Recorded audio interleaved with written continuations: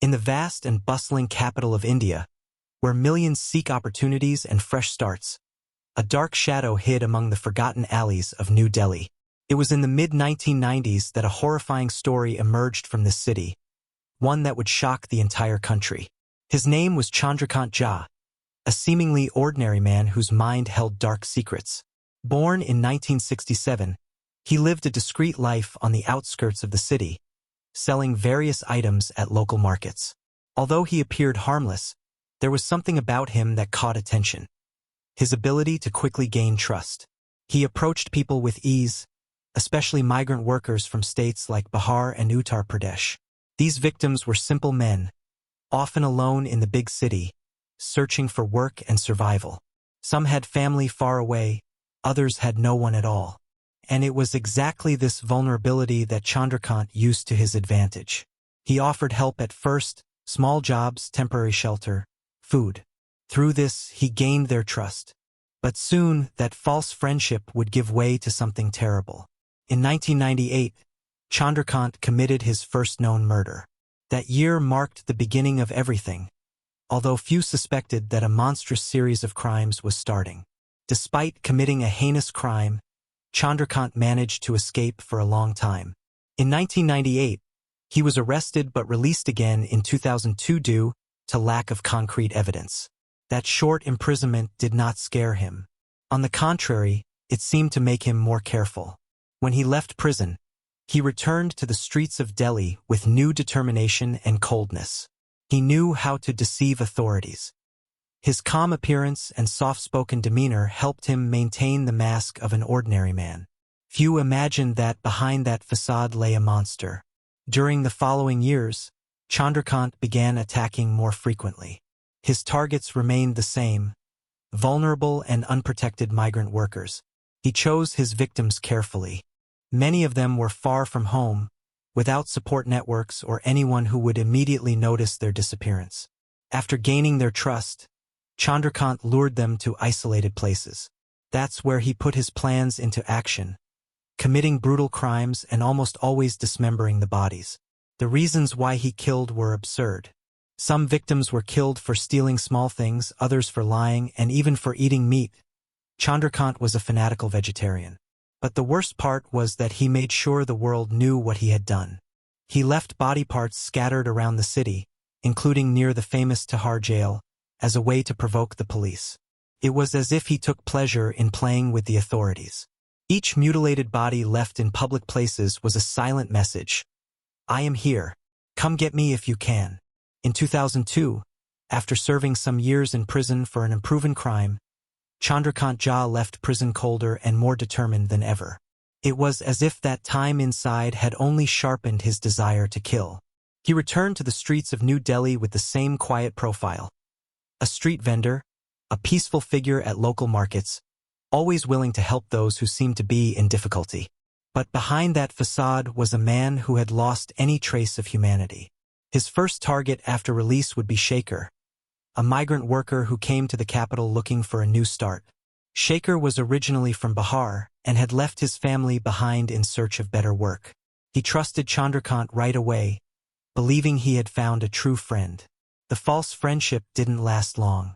Soon, Chandrakant began observing small details: flaws, habits, behaviors, and it was exactly these that he used to justify the murder. According to later investigations, Shaker was killed over a minor disagreement. Something as insignificant as a lie or a broken promise was enough. The body of Shaker was found in pieces. Chandrakant was already beginning to show his signature. He would hide the bodies carefully, but leave some parts scattered around the city as provocation to the authorities. The following year, 2003, another victim fell under his hands: Umesh, another migrant worker also from Bihar, who believed he had found support in Chandrakant.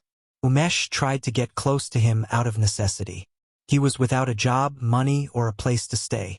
Chandrakant offered help, but demanded a terrible price. There are no records of a struggle or resistance. Everything indicates that Chandrakant acted calmly, using strangulation as his main method. It was fast, silent, and cold. Just like with Shaker, he dismembered Umesh's body. Parts were found days later in strategic points around the city, as if he were playing with the police. With these two new crimes, Chandrakant already showed that he was not an ordinary criminal. There was in him a desire for control, power, and even certain pleasure in seeing fear spread. Authorities had no idea who was behind the crimes. The bodies appeared, yes, but they were hard to identify. Many victims didn't even have formal registration in the city. Chandrakant chose his targets well. They were invisible workers in the system, men no one would miss when they disappeared. It was perfect for him. No pressure, no serious investigation. And so, while the police got distracted by other cases, Chandrakant remained free. And he was already planning his next victim. Guddu, who would enter his life in 2005 and leave it forever. Chandrakant Jha didn't kill at random. Each victim was carefully selected, almost as part of a well-planned plan. He knew exactly who he would attack before even initiating contact.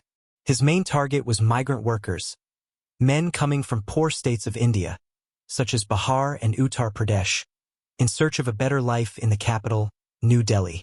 These people were often lonely, without family nearby, without real friends, and many times without documents or formal records. That's exactly what Chandrakant was looking for. He approached them offering initial help, temporary jobs, accommodation, food. With that, he gained their trust.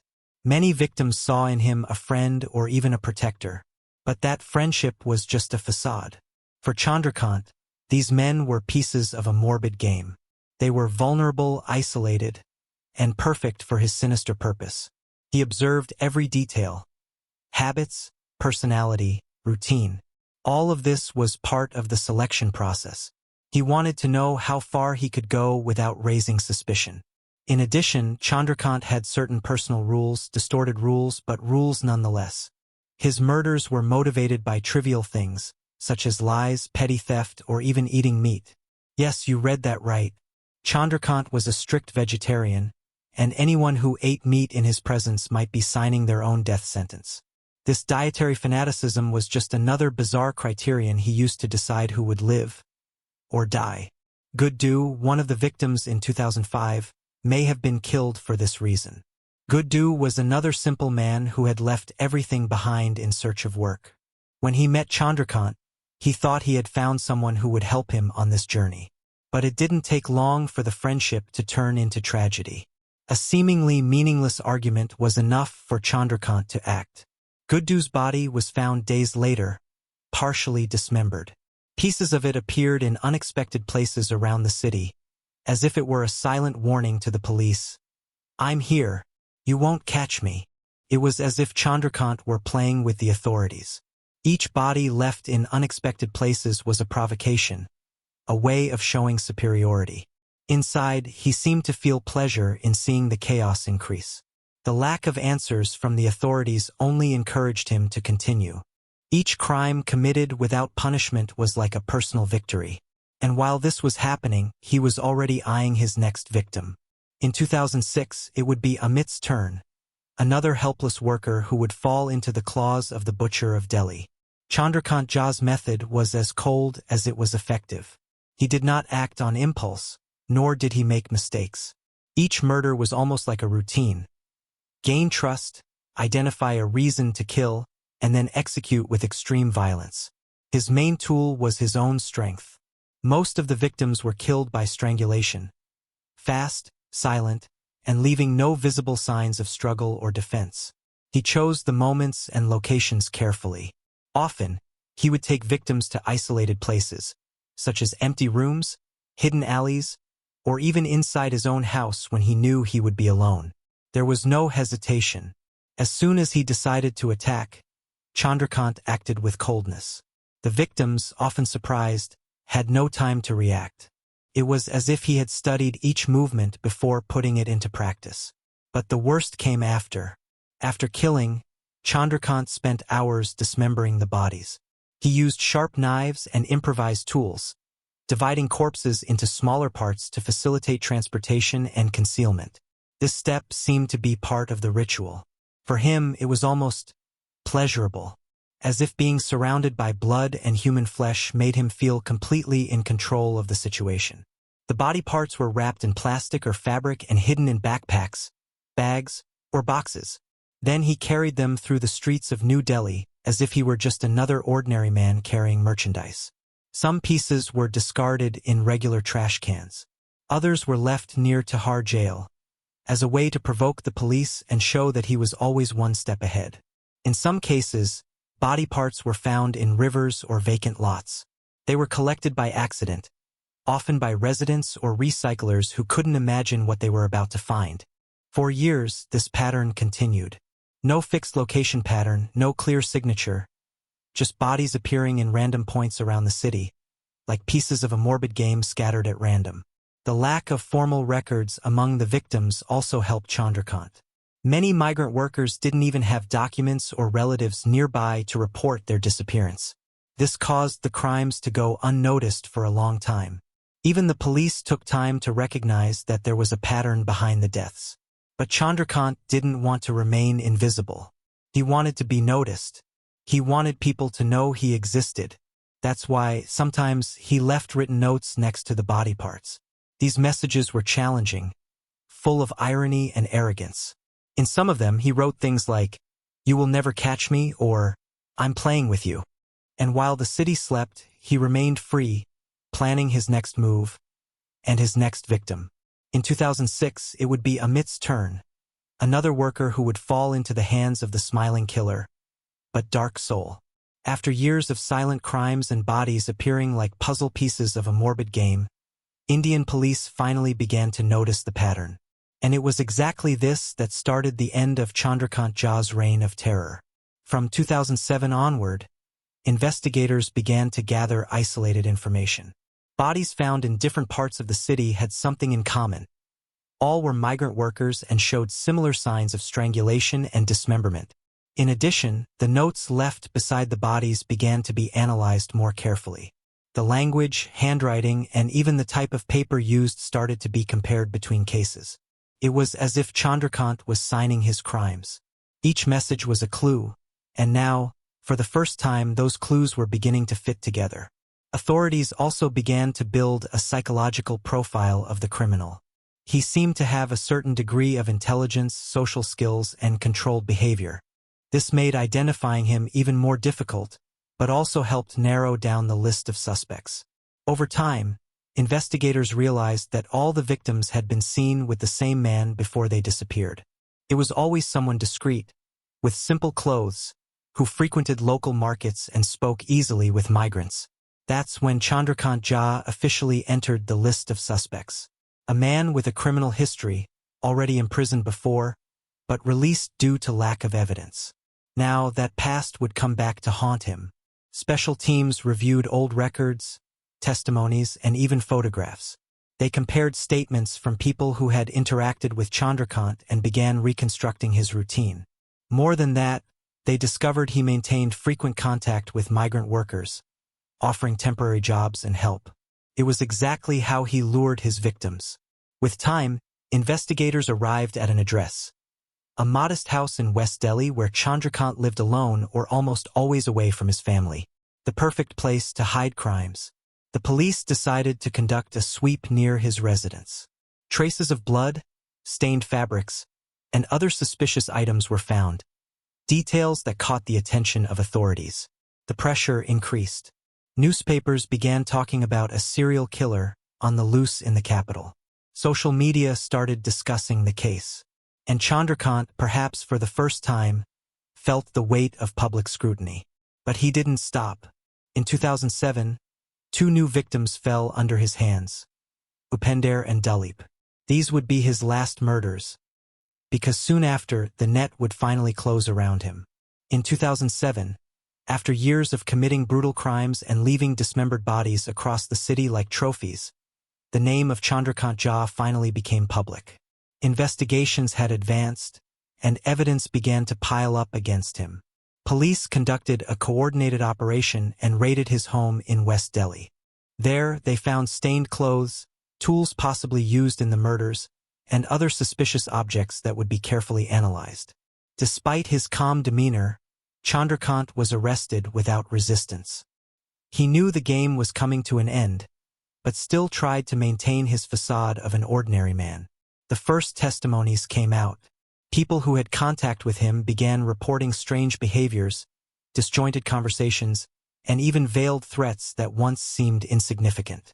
Over the months, investigators managed to reconstruct part of Chandrakant's path. They identified at least 18 victims, all migrant workers, whose disappearances now gained a terrible meaning. The case went to court and, after a long judicial process, Chandrakant Jha was formally charged with multiple homicides, concealment of corpses, and systematic defiance of authorities. During the trial, witnesses gave terrifying details about their interactions with the accused. Some people who survived situations close to danger told stories that chilled the courtroom. One of the most shocking moments was when the infamous notes written by him, those left next to the bodies scattered around New Delhi, were presented. The handwriting was compared and confirmed to be his. In addition, forensic analysis revealed traces of blood compatible with some of the found victims.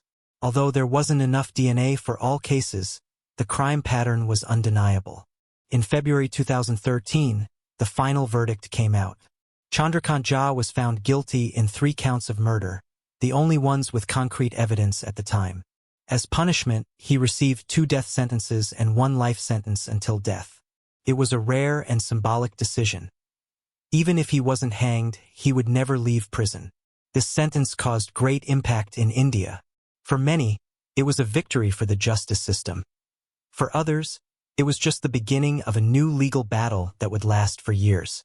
But Chandrakant did not accept the sentence without reaction.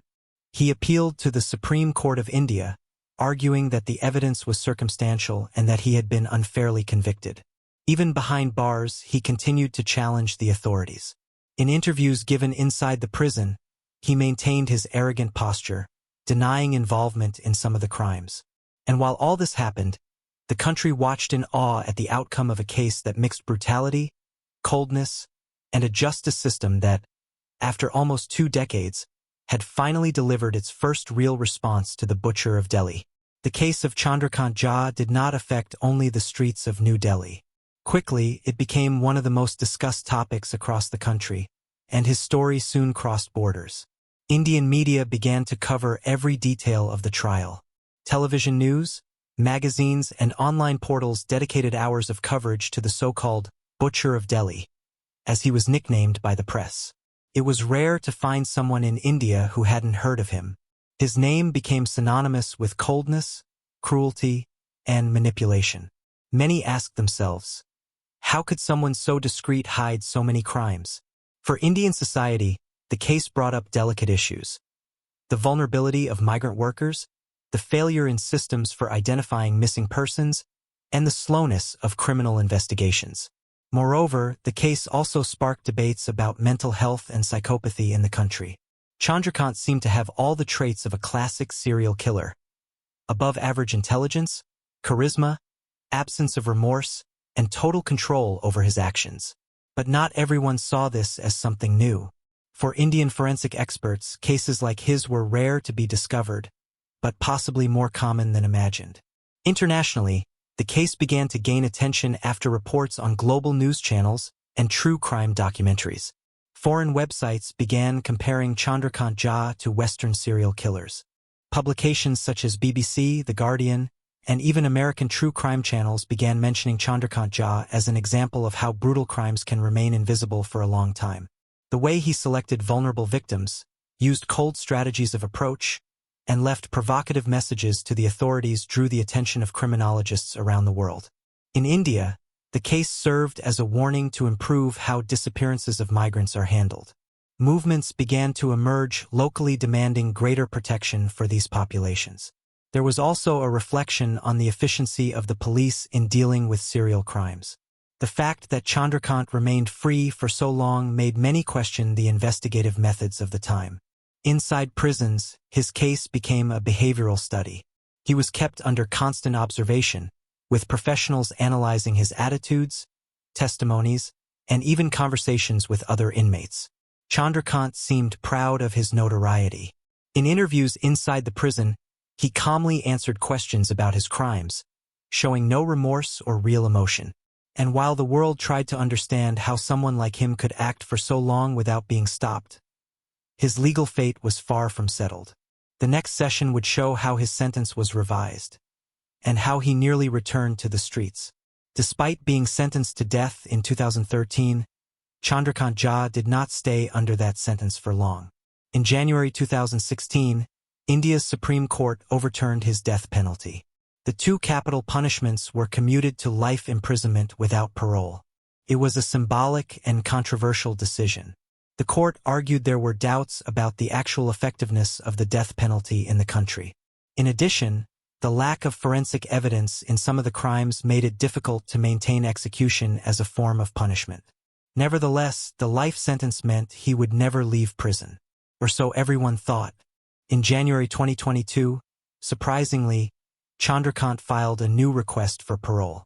This time, his argument was unexpected. He claimed he needed to leave prison to arrange a suitable groom for his eldest daughter. This justification caused outrage among authorities, victims' families, and the general population. How could someone responsible for so many deaths ask for such a privilege with such coldness? The request was denied. Authorities considered it absurd that a man who took the lives of so many men could have any privilege related to personal or family life outside prison. But it wasn't the last attempt. In August 2023, the Supreme Court granted Chandrakant a temporary 90-day parole, under strict restrictions and constant monitoring. This period was used for medical and psychological evaluations. Apparently, he suffered from severe mental health issues, although specialists doubted his true intention in showing signs of fragility. Today, Chandrakant Jha is back in prison, serving his life sentence. His name remains one of the most controversial in Indian criminal history. His legacy is complex. For some, he is the symbol of incarnated evil. For others, he is a case study on psychopathy, manipulation, and failures in public security systems. The case also left marks on society. Many migrants now fear trusting strangers. Family members of missing persons mobilized for stricter public policies. Documentaries, books, and reports continue to be produced about him, as if part of the world still tries to understand how someone so quiet could commit such brutal crimes. And even locked up, Chandrakant maintains his essence. Cold, calculating, and above all, convinced that he was never truly defeated. Because as long as memories of his crimes exist, he continues to exist, somehow. And so ends the story of the Butcher of Delhi. A real, frightening story that makes us reflect. How far does the human capacity to hide evil go? And how many other secrets still lie behind silent smiles?